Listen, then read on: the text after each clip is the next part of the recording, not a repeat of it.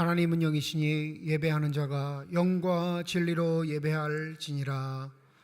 새해 첫 주일을 맞이하여 주의 전에 나오게 하여 주시고 거룩한 하나님 아버지의 부르심을 받들어 예배드릴 수 있는 기회를 주신 하나님께 영광과 감사와 존귀를 올려드립니다. 진실된 마음과 정직한 영으로 삼위일체 하나님을 찬양할 때에 하나님이셔 영으로 임재하여 주셔서 주님만이 주시는 평강과 기쁨이 저희 심령 가운데 가득 넘치게 하여 주시옵소서. 감사드리며 우리 주 예수 그리스도의 이름으로 기도드립니다. 아멘.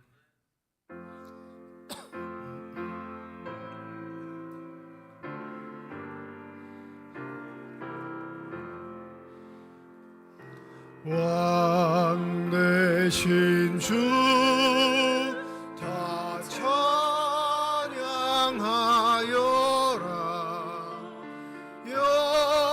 영광과 존귀 주께 돌리세. 하늘 위에 높이 계신 주님의 말씀 존귀하도다.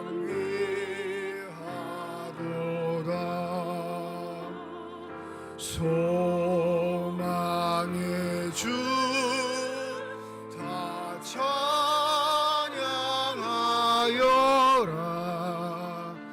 휘장을 걷고 보좌 오르사 우리 위해 중보되신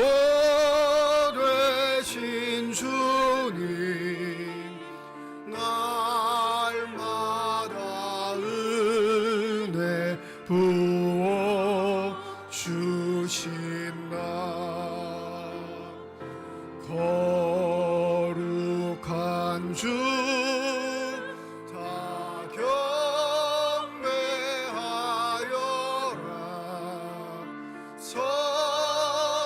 선하신 주께 다 찬양하라.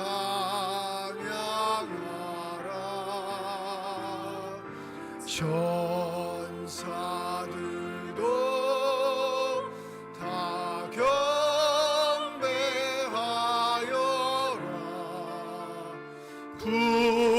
구세주 예수 영원하도다.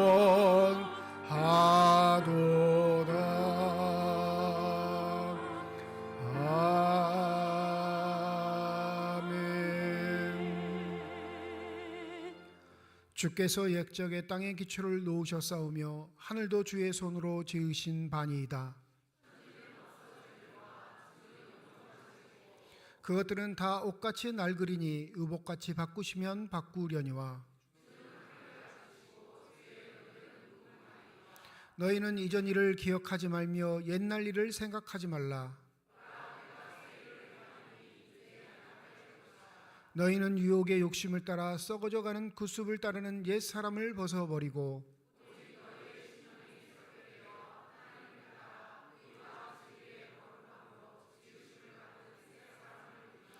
그런즉 누구든지 그리스도 안에 있으면 새로운 피조물이라. 새 계명을 너희에게 주노니 서로 사랑하라. 아멘. 지난 한 주간 동안의 삶을 되돌아보며 주님 앞에 참회의 기도를 드립니다.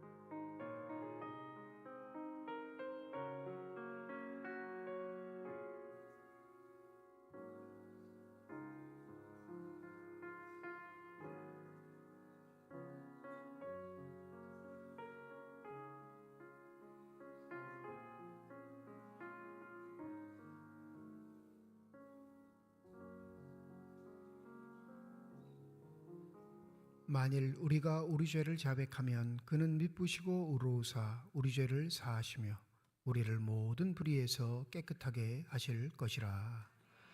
나는 전능하신 아버지 하나님 천지의 창조주를 믿습니다. 나는 그의 유일하신 아들 우리 주 예수 그리스도를 믿습니다. 그는 성령으로 잉태되어 동정녀 마리아에게서 나시고 본디오 빌라도에게 고난을 받아 십자가에 못 박혀 죽으시고 장사된 지 사흘 만에 죽은 자 가운데서 다시 살아나셨으며 하늘에 오르시어 전능하신 아버지 하나님 우편에 앉아 계시다가 거기로부터 살아있는 자와 죽은 자를 심판하러 오십니다. 나는 성령을 믿으며 거룩한 공교회와 성도의 교제와 죄를 용서받는 것과 몸의 부활과 영생을 믿습니다. 아멘.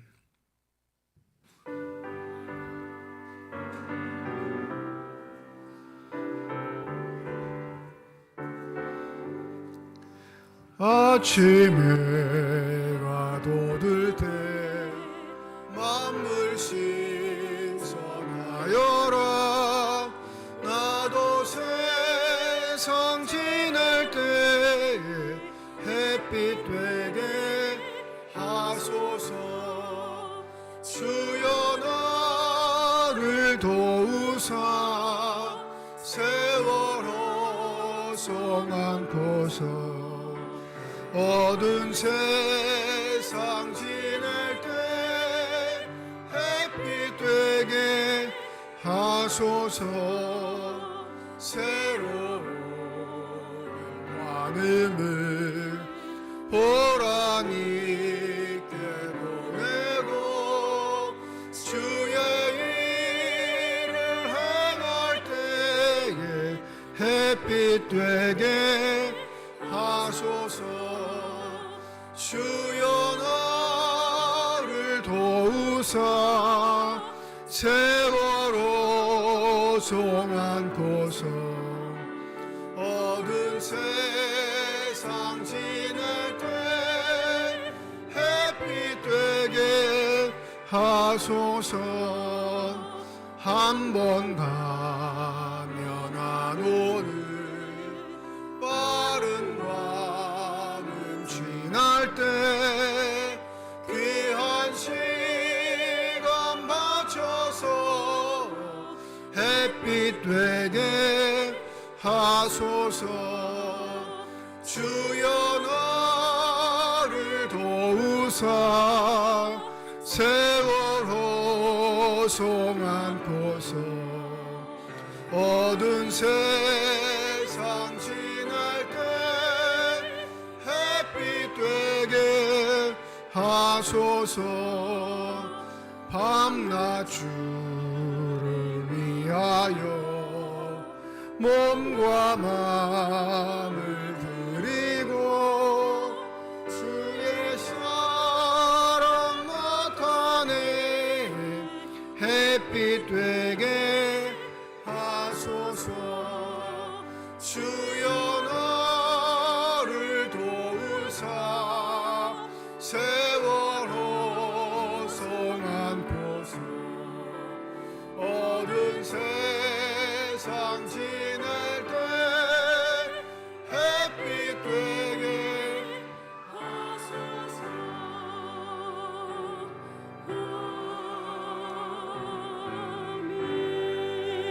아멘. 전능하신 여호와 우리 하나님, 2025년도 새 하늘을 열게 하여 주심을 참으로 감사드립니다. 구별되고 선별된 하나님의 백성들을 교회로 인도하여 주셔서 하나님 앞에 예배 드릴 수 있도록 인도해 주심도 감사드립니다. 하나님을 믿고 신뢰하는 하나님의 백성들의 기도와 찬양을 응답하여 주시고 받아 주시옵소서. 세상에서의 삶은 늘 부족하고 연약해서 하나님의 말씀과 율법을 순종하며 살지도 못했습니다. 하나님의 뜻에 합당하지 못하며 살았던 우리들의 삶들을 용서하여 주시고 도말하여 주시옵소서. 우리 죄가 주홍 같을지라도 흰 눈과 같이 희게 하여 주시어서 온전한 예배 드릴 수 있도록 하나님 인도하여 주시기를 원합니다. 혼란스러운 우리나라 대한민국을 사랑하여 주셔서 긍휼과 자비를 베풀어 주시옵소서.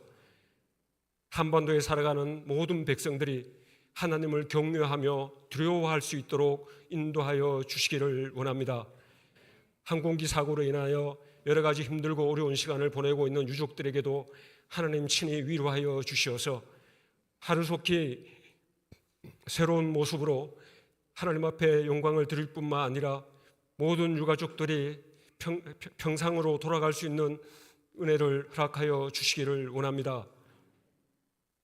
전능하신 여호와 우리 하나님, 오래전에 이곳에 교회를 세우시고 삼척중앙교회라고 이름을 하여 주시고 지금까지 지키시고 보아주고 살펴주심을 참으로 감사드립니다.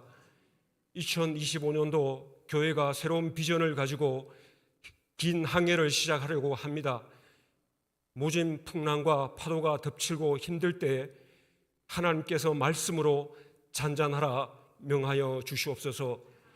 좌로나 우로나 치우치지 아니하고 오직 하나님의 말씀 붙잡고 굳건히 세워져 가는 교회가 되게 하여 주시옵소서. 이 지역에 우리 교회를 세우셨사오니 이곳에 수많은 사람들을 통해서 하나님께 구원받는 역사를 베풀어 주셔서 이 지역이 하나님의 성시아를 위해서 하나님 앞에 영광을 드리는 귀한 삼척시가 될 수 있도록 하나님께서 도우시고 역사하여 주시옵소서. 병상에서 하나님의 도우심을 구하는 성도들이 있습니다. 아파하고 힘들어하고 고통스러워한 사람들을 하나님 친히 찾아가 주시어서 위로하시고 권면하여 주시고 하나님의 능하신 손과 편팔로 안수하여 주시옵소서. 있는 곳이 실로암 연못이 되어 회복과 치유되는 기적을 베풀어 주시기를 원합니다. 모두가 하나님 앞에 감사하는 삶들로 살아갈 수 있는 은혜를 주시옵소서. 옆에서 간호하고 애쓰는 가족들에게도 힘들지 않도록 늘 기도하며 이겨갈 수 있게 하여 주시고 믿음으로 승리할 수 있도록 하나님 도우시옵소서. 우리 교회에 연로하신 어른들이 너무 많습니다. 하나님 아버지, 하나님을 섬기는 데 부족함이 없도록 늘 육신의 강건함과 건강함을 허락하여 주셔서 올 한 해 하나님을 섬겨갈 때에 걸림돌이 없도록 늘 축복하여 주시고 인도하여 주시기를 원합니다. 교회가 내일부터 새해 새벽 기도회를 시작하려고 합니다. 모든 성도들이 새벽을 끼워 기도하며 올 한 해 새로운 비전과 꿈과 소망을 품게 하여 주시옵소서. 예수 그리스도께서 친히 제정하신 성찬 예식도 모든 성가들이 감사함으로 참여할 수 있도록 하여 주시고 떡과 잔을 나눌 때 하나님 앞에 늘 감사하며 예수 그리스도를 기억할 수 있게 하여 주시옵소서. 예수 그리스도의 고난에 동참하며 감사함으로 하나님 앞에 영광을 드리는 귀한 시간이 될 수 있도록 하나님 도우시옵소서. 말씀을 전하는 목사님에게 늘 강건하게 하여 주시고 말씀을 듣는 우리들의 마음과 생각들을 열어주시어 하나님 앞에 감사함으로 말씀을 듣게 하여 주시옵소서. 교훈적인 말씀을 통해서 세상 속에서 늘 힘이 되게 하여 주시고 하나님의 자녀답게 살아가는 저희들이 될 수 있게 하여 주시옵소서. 세상에서 무엇을 하든지 하나님을 기억하며 하나님을 나의 구주 나의 하나님으로 삶의 고백으로 하며 살아갈 수 있는 저희들의 삶이 될 수 있도록 지혜로운 삶을 허락하여 주시기를 주여 간절히 빌고 원합니다. 너희 생명이 무엇이냐? 너희는 잠깐 보이다가 없어진 안개와 같다고 하였습니다. 하루하루 주어진 삶 속에 저희들이 최선을 다하게 하여 주시고 땅에 발을 딛고 살아가지만 하늘의 소망을 두고 살아가는 모든 백성들이 될 수 있도록 하나님 도우시옵소서. 귀한 찬양을 드리는 시온 찬양대의 찬양을 기뻐 받으시고 함께 하나님 영광 받아 주시옵소서. 이 시간 드려지는 예배 속에 성삼위께서 하나님 임재하여 주시기를 간절히 바라옵고 늘 우리의 그늘이 되어주시고 함께 동행하시는 예수 그리스도의 이름으로 기도드리옵나이다. 아멘.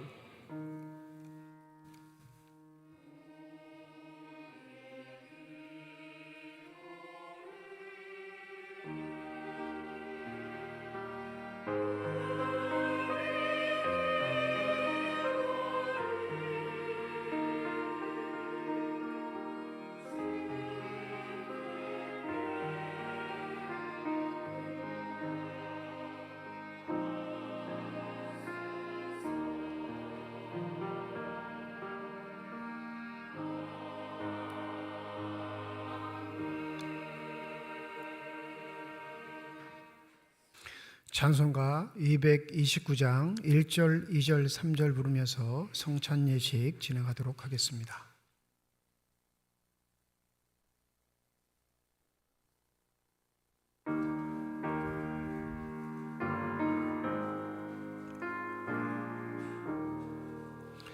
아무 흠도 없고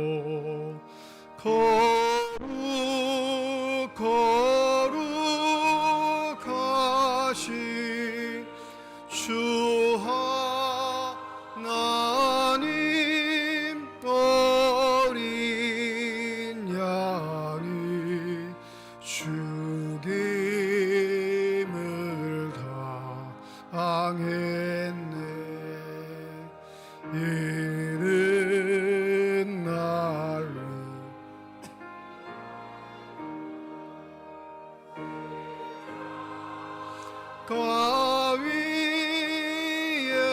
가위에서 못 박히사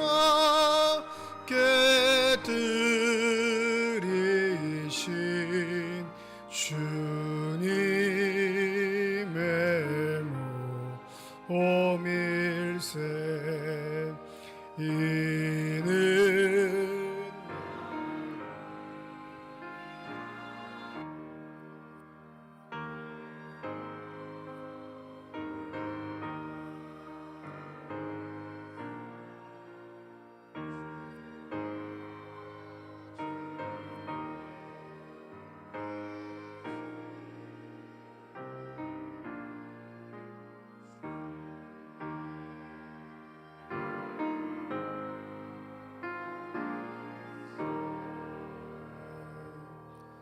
성찬 제정의 말씀 고린도전서 11장 23절에서 29절 말씀입니다.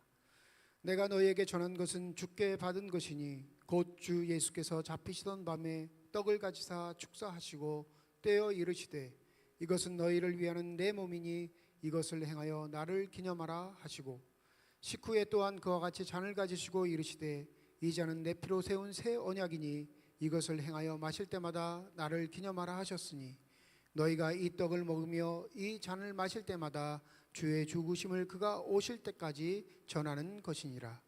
그러므로 누구든지 주의 떡이나 잔을 합당하지 않게 먹고 마시는 자는 주의 몸과 피에 대하여 죄를 짓는 것이니라.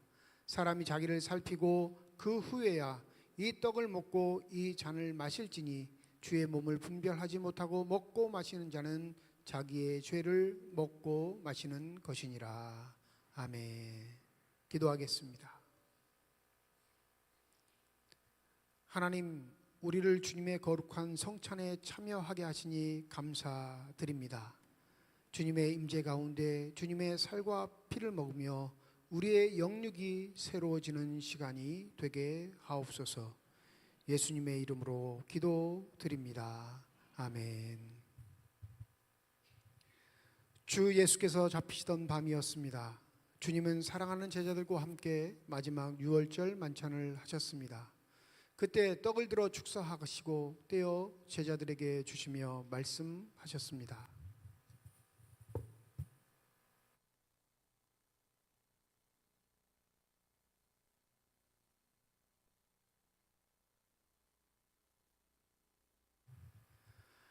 받아 먹으라. 이것은 너희를 위하여 주는 내 몸이니 이것을 행하여 먹을 때마다 나를 기념하라 하셨습니다.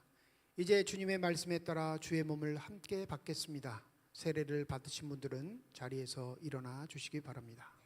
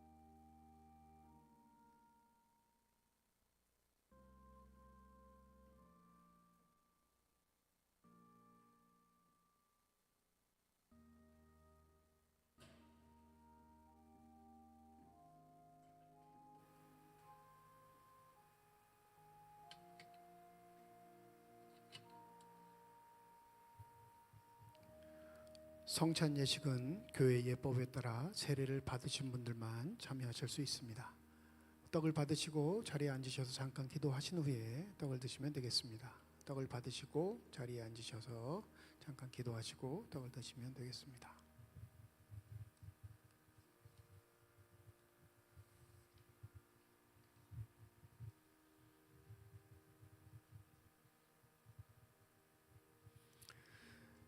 진실로 진실로 너희에게 이르노니 믿는 자는 영생을 가졌나니 내가 곧 생명의 떡이니라. 너희 조상들은 광야에서 만나를 먹어서도 죽었거니와 이는 하늘에서 내려오는 떡이니 사람으로 하여금 먹고 죽지 아니하게 하는 것이니라. 나는 하늘에서 내려온 살아있는 떡이니 사람이 이 떡을 먹으면 영생하리라. 내가 줄 떡은 곧 세상의 생명을 위한 내 살이니라 하시니라.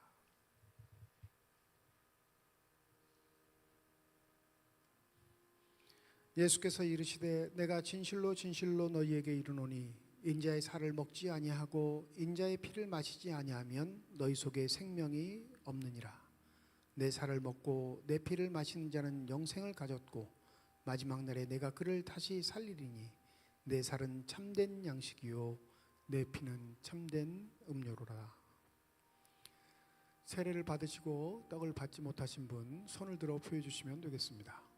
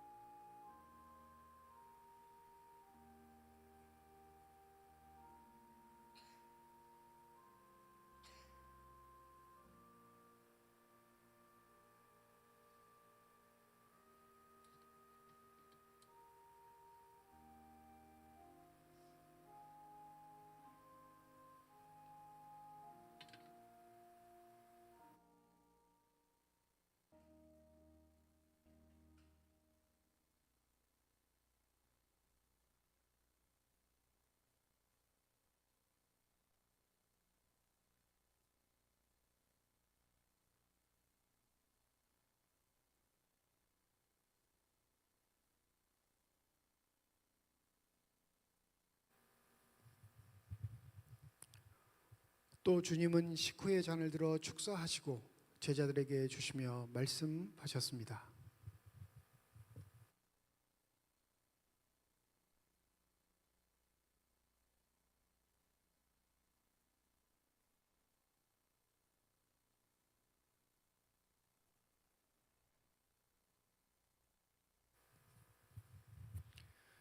너희가 다 이것을 마시라. 이것은 죄 사함을 얻게 하려고 많은 사람을 위하여 흘리는 나의 피 곧 언약의 피니라. 이것을 행하여 마실 때마다 나를 기념하라 하셨습니다. 이제 주의 말씀에 따라 주의 잔을 함께 받겠습니다. 떡을 받으셨던 분들은 다시 한번 자리에서 일어나 주시기 바랍니다.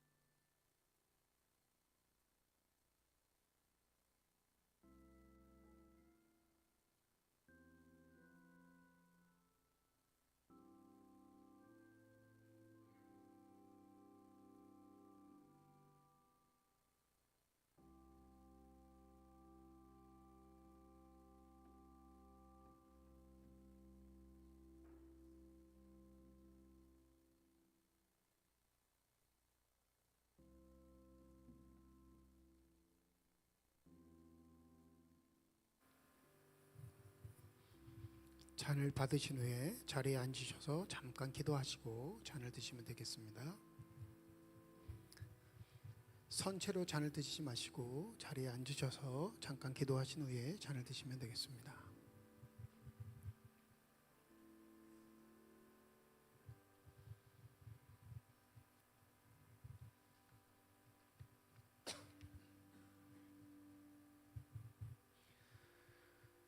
그때 너희는 그리스도 밖에 있었고 이스라엘 나라 밖의 사람이라. 약속의 언약들에 대하여는 외인이요 세상에서 소망이 없고 하나님도 없는 자이더니 이제는 전에 멀리 있던 너희가 그리스도 예수 안에서 그리스도의 피로 가까워졌느니라. 그는 우리의 화평이신지라. 둘로 하나를 만드사 원수된 것 곧 중간에 막힌 담을 자기의 육체로 오시고 법조문으로 된 계명의 율법을 폐하셨으니 이는 둘로 자기 안에서 한 새 사람을 지어 화평하게 하시고 또 십자가로 이 둘을 한 몸으로 하나님과 화목하게 하려 하심이라. 원수된 것을 십자가로 소멸하시고 또 오셔서 먼 데 있는 너희에게 평안을 전하시고 가까운 데 있는 자들에게 평안을 전하셨으니 이는 그로 말미암아 우리 둘이 한 성령 안에서 아버지께로 나아감을 얻게 하려 하심이라. 그러므로 이제부터 너희는 외인도 아니요 나그네도 아니요 오직 성도들과 동일한 시민이요 하나님의 권속이라. 떡을 받으시고 잔을 받지 못하신 분은 손을 들어 보여주시면 되겠습니다.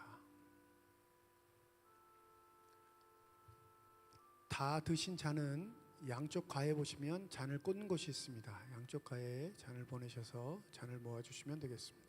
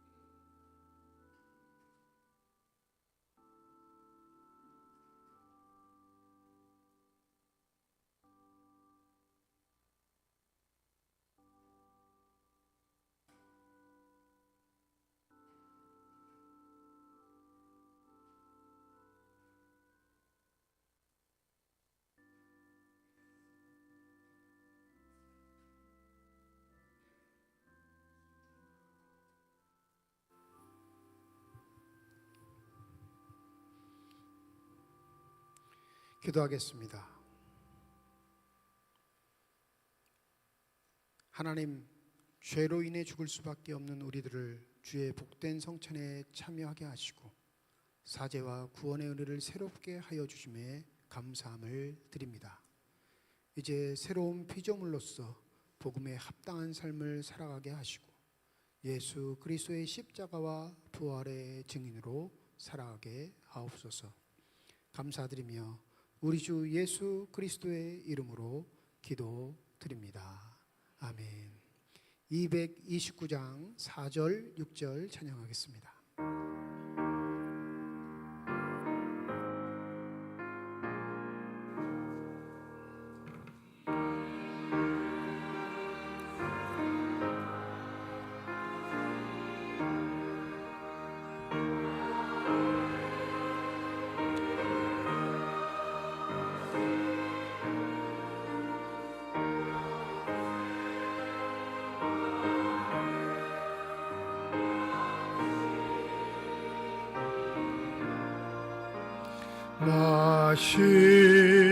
마시는 자 아닐세 우리 그때까지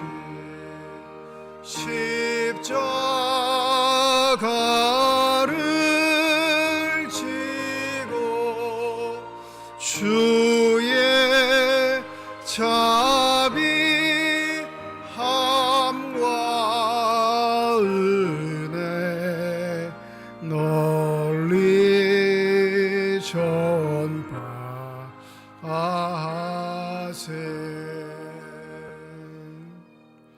신년주를 우리에게 주신 하나님의 말씀입니다. 구약성경 시편 147편 12절에서 20절 말씀, 신약성경 요한복음 1장 10절에서 18절 말씀입니다. 다 함께 자리에 일어나 하나님의 말씀을 받겠습니다.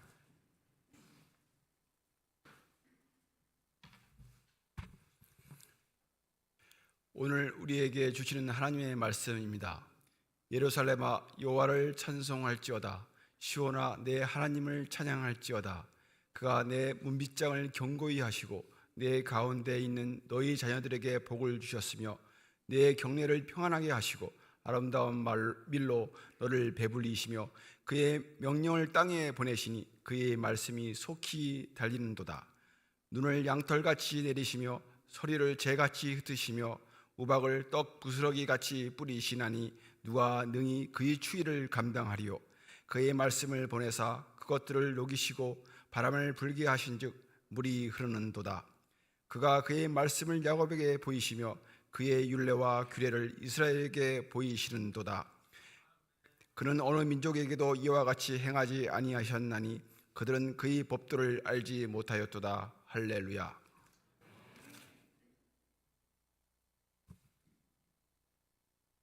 그가 세상에 계셨으며 세상은 그로 말미암아 지은 바 되었으되 세상이 그를 알지 못하였고 자기 땅에 오매 자기 백성이 영접하지 아니하였으나 영접하는 자 곧 그 이름을 믿는 자들에게는 하나님의 자녀가 되는 권세를 주셨으니 이는 혈통으로나 육정으로나 사람의 뜻으로 나지 아니하고 오직 하나님께로부터 난 자들이니라.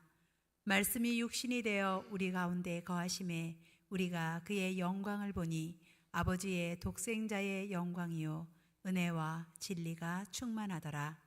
요한이 그에 대하여 증언하여 외쳐 이르되 내가 전에 말하기를 내 뒤에 오시는 이가 나보다 앞선 것은 나보다 먼저 계심이라 한 것이 이 사람을 가리킴이라 하니라. 우리가 다 그의 충만한 데서 받으니 은혜 위에 은혜로라. 율법은 모세로 말미암아 주어진 것이요 은혜와 진리는 예수 그리스도로 말미암아 온 것이라. 본래 하나님을 본 사람이 없으되 아버지 품속에 있는 독생하신 하나님이 나타내셨느니라. 하나님께서 이 말씀을 통하여 우리에게 은혜 주시기를 원합니다. 아멘.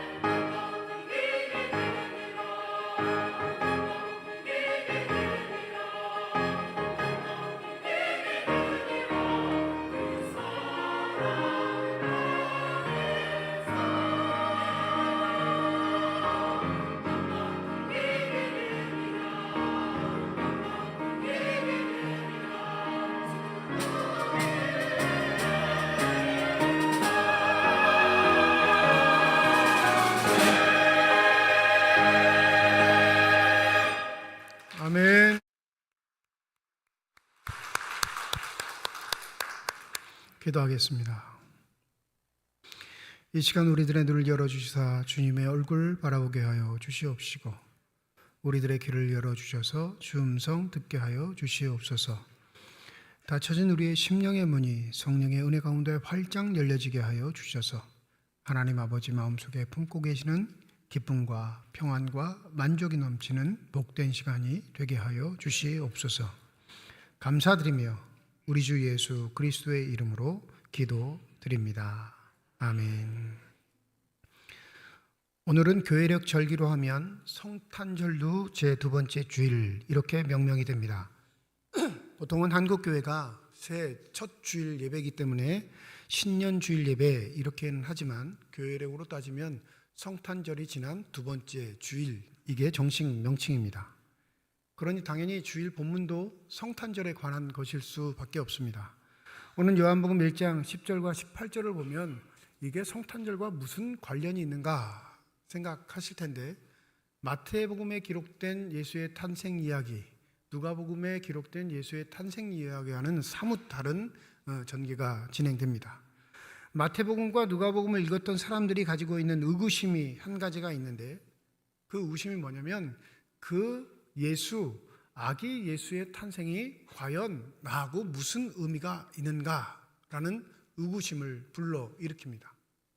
물론 여기 앉아있는 모든 분들은 주를 믿는 자들이기에 예수의 탄생을 축하하고 기뻐하고 그것에 대한 감사를 하지만 보편적인 삶의 생활을 영위하는 사람들에게 성탄이란 건 그리 큰 의미를 둘 수 없는 요소입니다.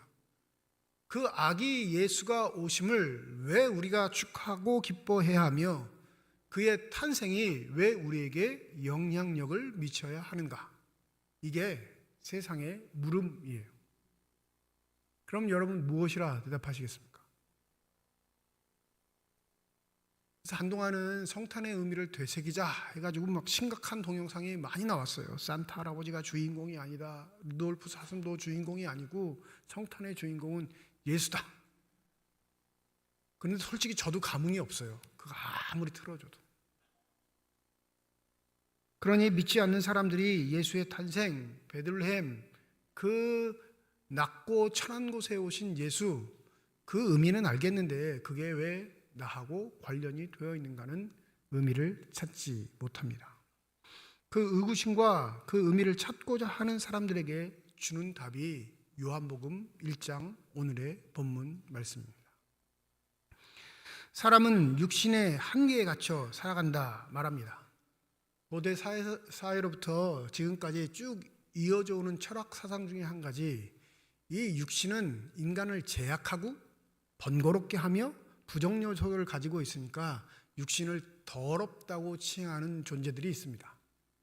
그래서 그들에게 궁극적으로 바라는 바가 있는 건 뭐냐면 이 더러운 육신을 벗어버리고 자유로운 존재가 되는 게 그들의 삶의 궁극적 가치입니다. 그러니 육신으로 이루는 것에는 별로 의미가 없고 무엇에 의미를 둘까요? 인간의 이성, 사고, 생각으로 이루는 것들에 가치를 두고 사는 사람들이 있습니다. 철학적 조류이기는 하지만 우리의 삶의 방편에 몸으로 뭘 하는 걸 좋아하기보다 생각과 이성으로 뭘 하기를 좋아하는 사람들이 바로 이 부류에 속합니다. 그런데 생각해보면 이 이성, 생각, 사고가 인류의 문명을 얼마나 많이 발전시켰는지 몰라요. 비행기 사고로 안타까운 시절을 보내고 있지만 여러분, 비행기 타시면 이게 왜 나를 수 있는가를 고민해 보신 분 계시나요? 대부분은 비행기 타면 안 떨어지겠지 이 걱정을 하지, 이 비행기가 어떤 원리로 하늘을 날게 되는지를 전혀 생각하지 않습니다. 평균적인 보편적인 사람은 다 비행기를 타면 안전하게 착륙해야 될 텐데 떨어지진 않겠지 이 생각을 하지만 아주 독특한 소수 몇몇은 왜 이 무거운 비행기가 하늘을 날 수 있을까? 여기에 매몰돼요. 그 답을 얻는 사람은 그 생각을 하지 못하는 사람보다 희열을 느낍니다. 그러니 그의 삶의 방식은 자꾸 자신의 생각과 이성을 발전시키는 방향으로 삶의 기조가 흘러갑니다. 물리학자가 만약 여기 딱 서 있어서 물리학에 관한 이야기를 한다면 여기에 몇 명이 남아 있을까요? 다 나갈 거예요. 뭐라 그러는 거야? 근데 그 물리학자는 자신이 연구한 분야, 자신이 깨달은 것, 그것을 얘기해 주는 희열, 발견하고 깨닫고 지식으로 정복한 그 희열을 그 무엇과도 바꾸지 않습니다. 그런 육신의 한계에 갇힌 인간이 이 육신의 한계를 벗어나기 위해 노력하는 한 가지의 조류가 바로 이성과 사고, 생각을 발전시켜 그것이 주는 기쁨과 희열을 누리는 삶입니다. 또 한 부류의 삶이 있지요. 육신에 갇혀서 사는 걸 인정합니다. 그러니 이 육신에 갇혀서 사는 삶 중에 가장 나를 행복하게 하고 기쁘게 하는 것, 이 육신의 삶이 나를 가장 멋지게 만드는 삶이 무엇인지에 몰두하는 삶이 있습니다.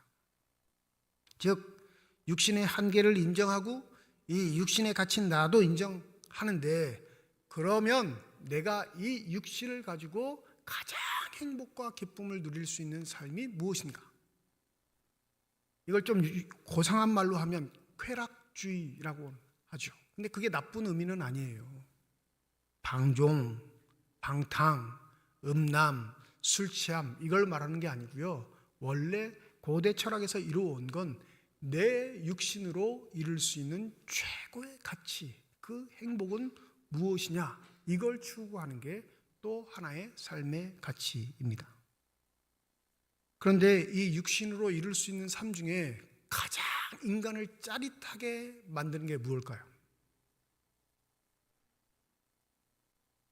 여러분, 지난 세월 동안 아주 잠깐만, 시간이 오늘은 많이 없으니까 한 5초 동안만 여러분을 제일 기쁘게 했던 순간을 딱 떠올리시면 어떤 장면이 떠오르시나요? 5초 지났습니다.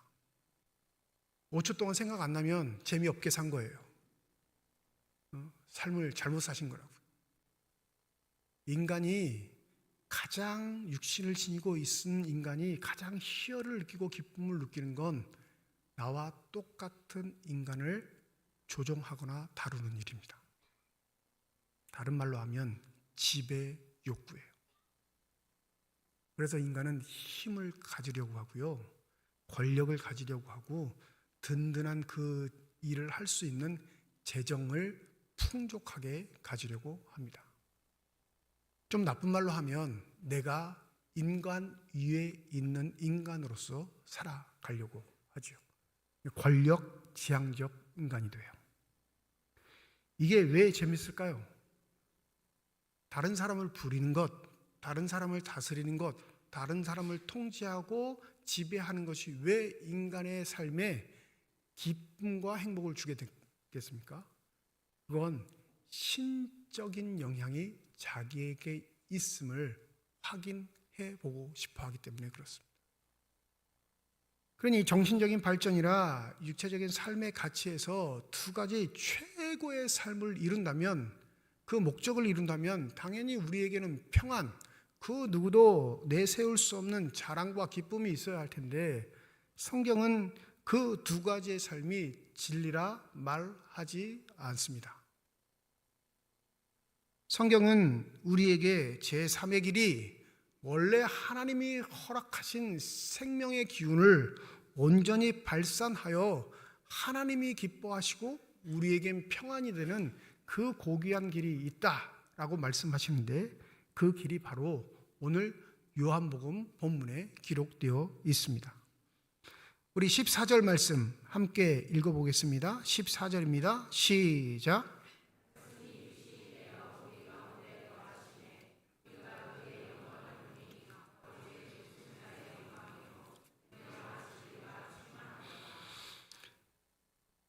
말씀이 육신이 되어 우리 가운데 거하셨다.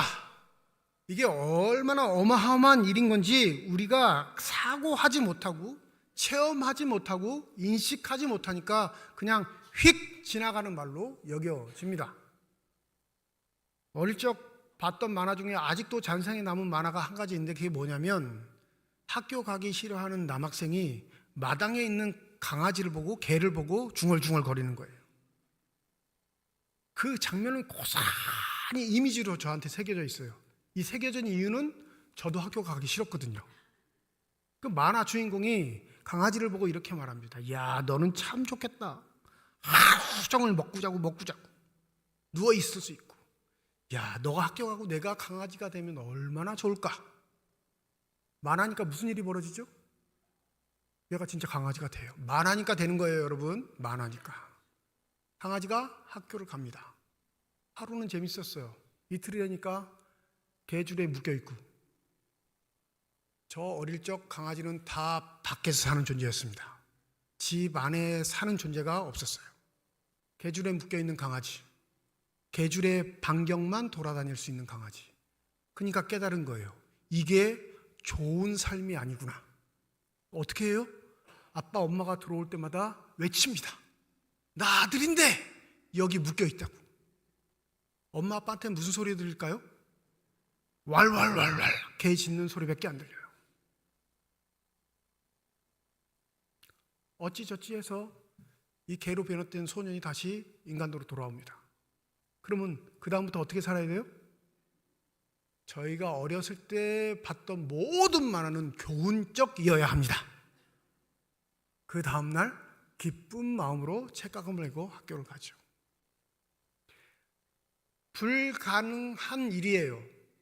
인간이 개가 되는 것, 개가 인간이 되는 것. 이것보다 더 우리의 지식의 체계에 맞지 않는 것이 하나님이 사람이 되시는 겁니다.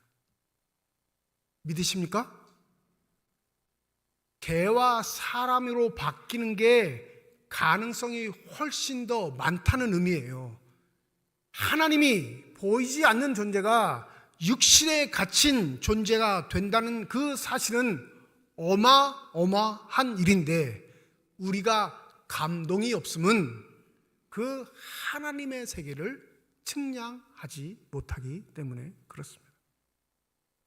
스스로 인간의 육체 안에 갇히신 분, 스스로 성인으로 오신 것이 아니라 이 완악한 인간의 돌봄을 받아야만 하는 아기 예수로 오신 분, 생각해 보세요. 자기의 아들을 아기의 모습으로 인간에게 맡기신 하나님, 불안하셨을까요? 뿌듯하셨을까요? 제가 하나님 입장이라면 못 보내요. 일단은 절대. 보내도 어떤 방법으로 보낼까요? 어마어마한 존재. 육신을 입고 이 땅에 와도 딱 보는 순간 인간이 다 무릎을 꿇고 절할 수밖에 없는 존재로 보내야 그나마 조금 안심. 근데 그 보이지 않는 놀라우신 성부 하나님은 그 아들을 더러운 인간의 손, 죄악된 인간의 삶 한복판에 돌봄을 필요하는 아기로 보내셨다는 사실을 우리가 잊지 말아야 합니다. 즉 우리에게 허락하신 이 육신의 삶이 사고와 정신을 발전시키는 방향, 인간의 육신을 충족하게 하는 권력 요구로 인한 그 희망 삶 말고 새로운 육신을 지니고 사는 삶을 예수를 통해 우리에게 보여주신 겁니다. 예수를 믿는 자 모두가 바로 그 제3의 길, 좀 심각하게 말하면 그 십자가의 길이 우리의 삶의 길이 되어야 할 것입니다. 요한복음 14장 6절에 보면 예수께서 이르시되 내가 곧 길이요 진리요 생명이니 나로 말미암지 않고는 아버지께로 올 자가 없느니라. 이게 육신의 한계를 인정하지 않으시는 예수의 말씀이면 가짜입니다. 우리의 질고와 고통, 눈물과 애통, 괴로움, 슬픔, 절망들을 느끼지 못한 예수였으면 이건 거짓말입니다. 그런데 놀랍게도 하나님이셨던 예수는 우리와 똑같이 울고 울으셨고 괴로워하셨고 슬퍼하셨고 애통해하셨고 분노에 차기도 하셨습니다. 우리의 삶의 한계가 무엇인지 정확하게 꿰뚫고 계셨으며 그 삶의 한계가 죽음을 몸소 체험하셨던 분입니다. 그러니 우리에게 허락된 이 육체를 지고 사는 삶이 결코 우리의 향락과 관심, 우리의 정신적인 고향을 위해 소모된다면 그는 예수를 가장 극렬하게 반대하는 삶으로 살아가는 존재일 겁니다. 오늘 10절에 보면 이런 말씀이 있죠. 그가 세상에 계셨으며 세상은 그로 말미암아 지은 바 되었을 때 세상이 그를 알지 못하였도다. 이유는 딱 한 가지예요. 예수의 삶이 관심이 없어요. 예수의 존재가 나의 삶에 있어 전혀 영향력이 없다고 생각하는 그런 관점을 지니고 사는 자에게 예수의 고귀한 삶의 가치는 아무 의미가 없는 겁니다. 14절 말씀처럼 우리 가운데 육신으로 거하셨던 예수, 여기서 우리는 누굴 말할까요?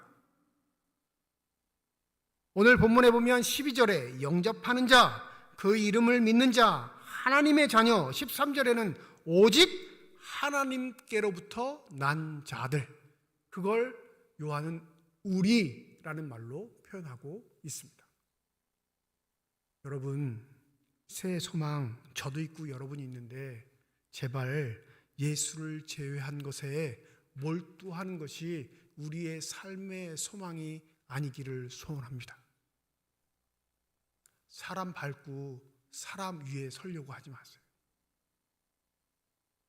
아니 목사님, 똑같은 인간이 어떻게 인간 위에 설 수 있어요? 아니에요. 우리의 본질은 그래요. 속이고 빼앗고 거짓말하고 남의 것을 탐함에도 양심의 가책을 느끼지 않는 건 우리가 사는 세상이 인간을 밟고 그 위에 서는 인간을 존경하기 때문에 우리의 삶에서 벌어지는 일들입니다. 그럴듯하게 예수 믿는다고 교회에 와 있지만 교회 문 밖에 나가면 속이고 빼앗고 거짓말하고 내 이익을 탐하는 것으로 내 삶의 방향이 진행된다면 착각하지 마세요. 예수는 여러분을 모릅니다. 예수를 구주로, 예수를 나의 영원한 생명으로, 예수를 나의 삶의 진리의 가치로 믿는 자는 예수의 삶을 걸어가게 되어 있습니다. 그게 진리예요. 고린도후서 5장 17절 이런 말씀이 있죠. 그런즉 누구든지 그리스도 안에 있으면 새로운 피조물이라. 이전 것은 지나갔으니 보라 새 것이 되었도다. 하나님은 그가 창조하신 이 육신을 부정하게 하지 않으십니다. 놀랍게도 이 육신을 새롭게 하셔서 육신에 갇혀있는 우리의 존재가 육신을 벗어나려고 노력하게 하지도 않으시고 육신의 욕망을 따라 살아가게 하지도 않으시고 이 육신을 통해 믿음의 길로 승리하는 길로 걸어가게 하시는 놀라운 은혜를 우리에게 베푸셨습니다. 그게 쉽게 말하면 돌봄과 섬김이에요. 낮아지는 겁니다. 그리고 솔직히 말하면 여러분, 저와 여러분은 낮아질 곳도 없어요. 이미 낮은 존재니까. 자꾸 교회에서 뭐 섬기나 낮아지라 하니까 내가 되게 높은 존재라고 생각하는데 이미 우리는 철두철미하게 낮은 존재입니다. 누구 앞에서? 하나님 앞에서. 그 하나님 앞에서의 내 존재를 잃으니까 옆 사람 보니까 그래도 내가 좀 나은데? 앞 사람 보니까 얘보단 내가 낫지. 자꾸 나를 높이는 쪽으로 삶의 방향성을 두게 되는 겁니다. 아기 예수로 인간의 육신을 입고 이 땅에 오신 예수, 그분이 오신 건 육신에 갇힌 우리, 죄악으로 죽을 수밖에 없는 우리, 죄의 법 아래 신음하고 있는 우리에게 오셔서 새롭게 살 수 있는 길이 있음을 알리신 놀라운 축복의 소리라는 사실을 잊지 않으시길 바랍니다. 그 어느 때보다도 어렵고 힘든 시절을 보냅니다. 사방을 둘러봐도 소망은 없고 그 어디를 바라봐도 빛이 없는 것 같은 참혹한 시기. 들려오는 소리는 슬픔과 고통과 아우성뿐이고 그 어디에도 소망을 둘 곳 없어 우리의 마음이 늘 언제나 슬픔에 빠져 있는 이 시기. 잊지 마십시오. 우리 가운데 주님이 계십니다. 그분은 우리의 고통을 같이 겪으시고 우리의 슬픔도 함께 하시며 우리의 암담한 현실에도 조용히 다가와 우리의 손을 붙잡아 주십니다. 부디 저와 여러분의 시선이 예수의 생명의 길로 향하기만 하는 복된 한 해가 되기를 소망합니다. 고린도전서 1장 18절 십자가의 도가 멸망하는 자들에게는 미련한 것이요 구원을 받는 우리에게는 하나님의 능력이라. 죽을 것만 같은 예수의 길이 하나님의 능력이 됨은 바로 그 길을 통해 새로운 생명이 우리에게 주어지기 때문입니다. 소망 가운데 시작하는 새해가 바로 그 예수의 길에 있음을 기억하시고 어떠한 경우라도 우직하게 담대하게 믿음의 길에서 승리하시는 저와 여러분이 되시기를 주님의 이름으로 축원드립니다. 기도하겠습니다. 본래 하나님을 본 사람이 없으되 아버지 품속에 있는 독생하신 하나님이 나타내셨느니라. 그토록 고대하던 하나님이 우리 앞에 등장하셨음에도 세상은 그를 알아보지 못하였다는 사실. 혹 지금 우리도 그런 형편에 있지는 않은지요. 내 고통만 너무 큰 것처럼, 내 아픔만 너무 무거운 것처럼 그렇게 살아가는 우리에게 주님 말씀하십니다. 내가 너희 가운데 있노라. 부디 우리를 불쌍히 긍휼히 여기셔서 임마누엘로 함께 하시는 하나님의 손을 잡고 이 어려운 시기, 답답한 시기, 슬픔과 애통의 시기를 믿음으로 이겨낼 수 있는 주님의 거룩한 사람들 되게 하여 주시옵소서. 감사드리며 우리 주 예수 그리스도의 이름으로 기도드립니다. 아멘.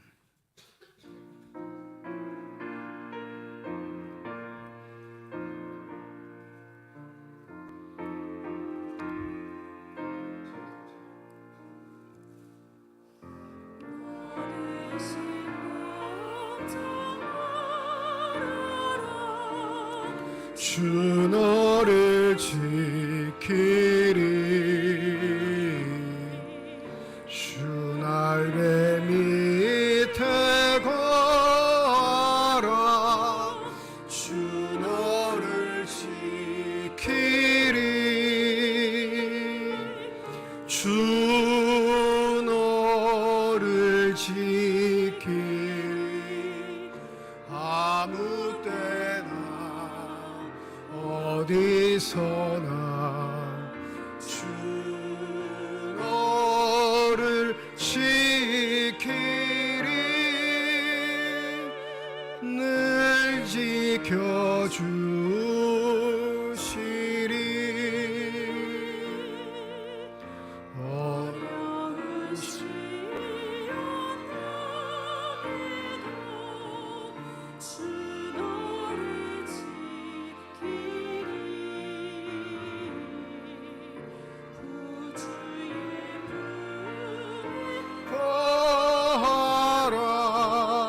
주 너를 지키리. 주 너를 지키리. 아무 때나 어디서나 주 너 지키리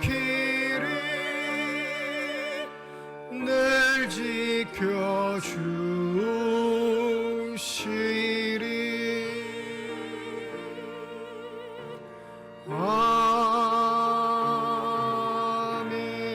아멘. 김동규 장로님 가정에서, 방인숙 권사님 가정에서, 김명자 권사님 가정에서, 김영숙 집사님 가정에서, 윤정일 집사님 가정에서, 조수동 집사님 가정에서 무명으로 건축헌금 드리셨습니다. 새해 소망을 우리에게 허락하시고 신년 감사 주일 예배를 하나님께 드릴 수 있게 하심을 주님 감사드립니다. 우리를 부르신 그 부르심에 응답하여 나온 주의 자녀들을 축복하여 주시고 이들이 드린 예물을 하나님 귀하게 받아 주시사 사용하는 곳에 하나님의 사랑이, 하나님의 축복이, 하나님께서 원하시는 풍성한 열매만이 맺혀지는 아름답고 복된 예물이 되게 하여 주시옵소서. 예물을 드리며 기도의 제목을 담아 드리는 손길과 과정 주께서 아십니다. 우리의 기도에 응답하시는 하나님, 우리의 삶의 자리에 함께 오셔서 어떠한 경우에라도 우리 믿음 잃지 않게 하여 주시옵시고 힘들고 어려울 때일수록 주의 손잡고 믿음의 길을 우직하게 걸어갈 수 있는 신실한 주님의 자녀들이 되게 하여 주시옵소서. 새해 소망과 기운을 우리에게 허락하여 주셨사오니 2025년 한 해는 더욱 믿음의 사람답게 살아가게 하여 주시옵시고 사람들에게 칭찬 들으며 하나님 앞에 부끄럽지 않는 신실한 주님의 사람들만 되게 하여 주시옵소서. 시원한 상불, 시원 찬양대를 비롯한 예배 위원들과 교회학교 교사를 비롯한 모든 재직회 부서들을 축복하여 주셔서 2025년 한 해 주의 몸된 교회를 위해 수고하고 애쓰기로 결단한 저들에게 성령 충만함의 복을 더하여 주시옵소서. 그리하여 겸손하게 하시고 자신의 자랑 숨기게 하여 주시고 한결같게 하실 뿐만 아니라 모든 일을 주께 하게 하여 주셔서 늘 하나님의 기쁨과 자랑이 되는 신실한 주의 사람들 되게 하여 주시옵소서. 병상에 누워있는 환우들, 그 환우들을 돌보는 가족들 주님께서 아십니다. 2025년 한 해 건강을 회복시켜 주시옵시고 주님의 피 묻은 손으로 환부에 안수하여 주실 때 저들의 질병, 고통, 아픔이 치유되어 강건하게 주를 섬길 수 있는 신실한 주의 사람들 되게 하여 주시옵소서. 여전히 암울한 우리의 현실, 그래도 주의 도우심을 간구하며 기도하는 성도들 믿음 잃지 않게 하여 주셔서 이 나라 이 땅의 소망이 되게 하여 주시옵시고 우리의 삶의 시간 안에 하나님의 정의와 공의를 실천할 수 있는 신실한 사람들 되게 하여 주셔서 더욱더 아름다운 나라, 더욱더 복된 국가, 더욱더 풍성한 민족이 될 수 있는 좋은 계기로 삼아 주시옵소서. 모든 것 감사드리며 우리 주 예수 그리스도의 이름으로 기도드립니다. 아멘.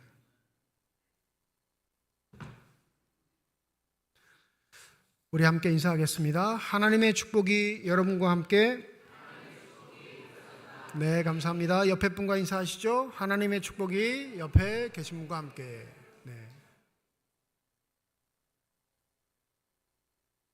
기분 좋게 웃으시면서 인사하셨으니까 우리 박수하면서 한번 격려하는 시간을 갖도록 하겠습니다. 오늘 주보에는 기록되지 못했는데 김상진 집사님, 홍소영 집사님 아들 민수군이 이번 주 입대합니다. 김민수군 어디 있죠? 네, 저기 3층에 있습니다. 우리 박수로 건강하게 잘 다녀올 수 있도록 격려하도록 하겠습니다. 네. 앉으면 되겠습니다. 네. 군 다녀오신 분은 알겠지만 겨울 군번이 제일 힘들거든요. 1월 군번, 2월 군번이 제일 힘든데 네. 얼굴 보니까 잘 할 것 같아요. 생각날 때마다 기도해 주시면 감사하겠습니다. 오늘 신년 진로 지키는 주일입니다. 1부, 2부 예배는 드렸고요. 오후 2시 오후 찬양 예배로 모이도록 하겠습니다. 다음 주일 예배는 1부, 2부 예배로 모입니다. 온세대 찬양과 강배 이번 주 금요일 저녁 8시 본당에서 있습니다. 새해 첫 번째 기도회이고 찬양을 함께하는 시간입니다. 우리 자녀들과 함께 나오시고 또 새해 소망 가득 담고 오셔서 함께 기도하고 찬양하는 일에 힘써 주시면 감사하겠습니다. 내일부터 금요일까지 5일 동안 2025년 새해 특별 새벽기도회가 새벽 5시 본당에서 진행됩니다. 이번 주 주제는 오직 정의를 물같이 공의를 마르지 않는 강같이라는 주제로 아모스서를 좀 살펴보려고 합니다. 월요일부터 금요일까지 기도자들 정해드렸고요. 특송하는 교구도 정해져 있습니다. 1교구, 2교구, 3교구, 4, 5교구는 같이 하고요. 6교구와 금요일 이렇게 되겠습니다. 종종 물어보셔요. 왜 4, 5교구만 같이 붙여주냐고. 저희가 제일 약해요. 제일 연세도 많으시고 인원도 적고, 그래서 붙여드리는 거니까 시기 질투하지 마시고 내 교구에 열심히 나오셔서 찬양을 하시면 되겠습니다. 우리 옆에 분과 한번 인사하시죠. 열심히 나옵시다. 말 안 한 사람 저한테 좀 신고 좀 해주세요. 네. 또 다음 주 한 주간 동안은 우리 신년 새벽기도, 새해 새벽기도에 한 주간 집중하셔서 기도도 또 말씀도 찬양을 통해서도 우리의 영이 새로워지는 복된 시간이 되셨으면 합니다. 정기재직회가 2부 예배 외에 이 자리에서 모입니다. 2024년 결산, 2025년 예산안 심의가 있습니다. 공동회의는 다음 주 2부 예배 외에 본당에서 모입니다. 똑같이 안건이 2024년 결산과 2025년 예산안 심의입니다. 공동회의는 세례교연 이상 참여하실 수가 있습니다. 새 교재인 누가복음 읽기, 누가복음 쓰기 사무실에서 구입하실 수 있습니다. 읽기는 5,000원, 쓰기는 3,000원인데 이거 교회에서 남겨먹는 거 아닙니다. 원가가 5,400원, 3,000 몇백 원 되는데 그 끝에 짜리는 그냥 교회에서 지불하고 여러분께 파는 건데, 특별히 누가복음 읽기는 좀 많이 구입하셨으면 좋겠어요. 이번에 누가복음 읽기는 우리 부목사님들이 열심히 작업하셔서 새 한글판이라는 성경을 기록해 드렸습니다. 이 새 한글판이 뭐냐면 벌써 성경을 바꾼 교회도 있는데 올해 초에 10수년 만에 대한성소공회가 주관해서 공인본 성경을 새로 번역을 해냈습니다. 우리가 쓰고 있는 공인본은 개역 개정판인데 개역 개정판을 출간한 즉시 번역 작업을 시작해서 14, 15년 정도 걸린 것 같아요. 10수년 동안 성서학자들, 국어학자들, 언어학자들이 합심해서 세대가 젊어질수록 읽기 싫어하는 성경을 잘 읽을 수 있도록 새로운 언어로, 표현으로 성경을 번역해냈습니다. 그래서 누가복음 이번에 읽기 교재에 그 새 한글판을 실어드렸어요. 그것만 있는 게 아니라 우리 개역 개정판도 있고 새 한글판도 있으니까 구입하셔서 누가복음이라도 좀 읽어보시면 이렇게 달라졌구나를 느끼실 수 있을 거고, 올 한 해 주일 설교는 다 누가복음입니다. 누가복음에 없는 본문이 요한복음으로 들어오는 거예요. 그래서 주일 예배를 주로 들으시는 신앙생활을 하시는 분들에게는 이 누가복음 읽기 쓰기가 경건 생활을 유지하시는 데 더 도움이 될 듯합니다. 필요하신 분들은 우리 사무실에서 구입하시면 되겠습니다. 새 달력 및 말씀 카드 못 받으신 분들 사무실에서 꼭 받아가시면 되겠습니다. 우리 항세전 안수 집사님, 이선희 집사님 가정이 지난주 덕산교회로 임명하셨습니다. 원래 덕산교회에서 우리 교회로 오셨는데 우리 교회에서 안수 집사가 되셨는데 뭐 이런 말까지 드시면 좀 그러긴 한데 저쪽에서 자꾸 이렇게 했어요. 좀 와달라고. 네. 그래서 기도 하시다가 결국에는 결단을 내리시고, 우리 교우들은 보시면 젊은 분들도 많으시고 좀 이렇게 힘을 얻을 수 있는 구조가 되는데, 이 덕산교회는 지금 대부분 다 연로하셔서 교회 일을 하실 만한 분들이 없으셔가지고 여러 번 요청을 받으신 것 같습니다. 그래서 본인 가정들이 기도하시고 결단하셔서 저한테 오셔서 또 얘기하시고 상담하시고 우리 당회가 결정하여 지난주 덕산교회로 임명하시는 걸로 결정이 되셔서 덕산교회에서 예배를 드리고 계십니다. 기억나실 때마다 교회 잘 섬기실 수 있도록 기도해 주시면 감사하겠습니다. 강원 동로의 신년 감사 예배 및 할애가 이번 주 토요일 오전 10시 30분 동해교회에서 있습니다. 청년부에 예배드리고 있는 우리 송하윤 군 결혼식이 이번 주 토요일 오후 1시 20분 춘천 미래 컨벤션 웨딩홀에서 있습니다. 우리 청년부 담당 교육자하고 청년들이 다녀올 것 같은데 이 일을 위해서도 기도해 주시고요. 삼척시청에서 근무하시는 우리 홍두희 안수시장님, 사무관으로 승진하셨습니다. 잠시 일어나시죠. 우리 박수로 축하하도록 하겠습니다. 감사합니다. 길 가다 보셨나요? 사랑하는 가족 일동 현수막 걸고, 안수 집사의 일동 현수막 걸고. 감사합니다. 일 잘하실 수 있도록 여러분 기도해 주시면 감사하겠습니다. 김영각 안수 집사님, 이춘혁 권사님 가정에서 딸 자녀 결혼 감사해서 점심에 떡과 과일을 준비해 주셨습니다.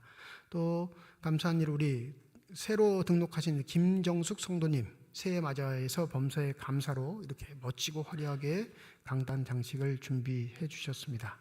준비하신 손길 위에 하나님의 축복이 늘 함께 하시기를 주님의 이름으로 축원드립니다.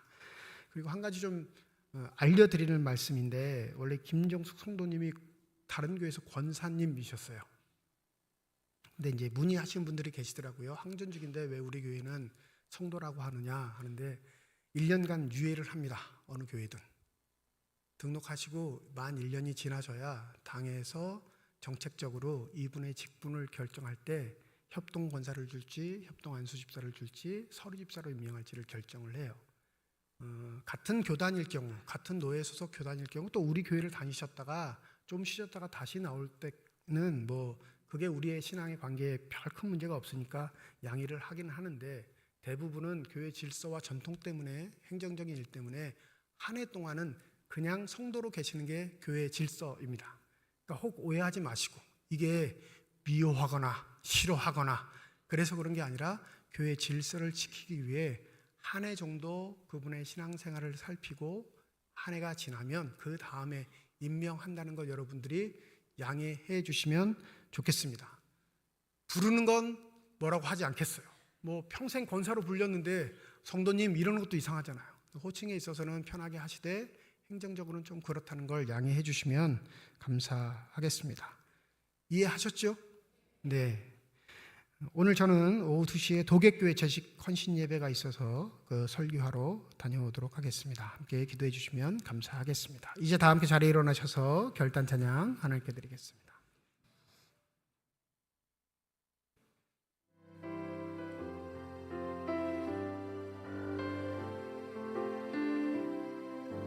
주님 다시 오실 때 나는 이 길을 가리라. 좁은 길 나의 십자가 줘 나의 가는 나는 주님을 보리라. 영광의 내 주님 나를 맞아주시니 주님 나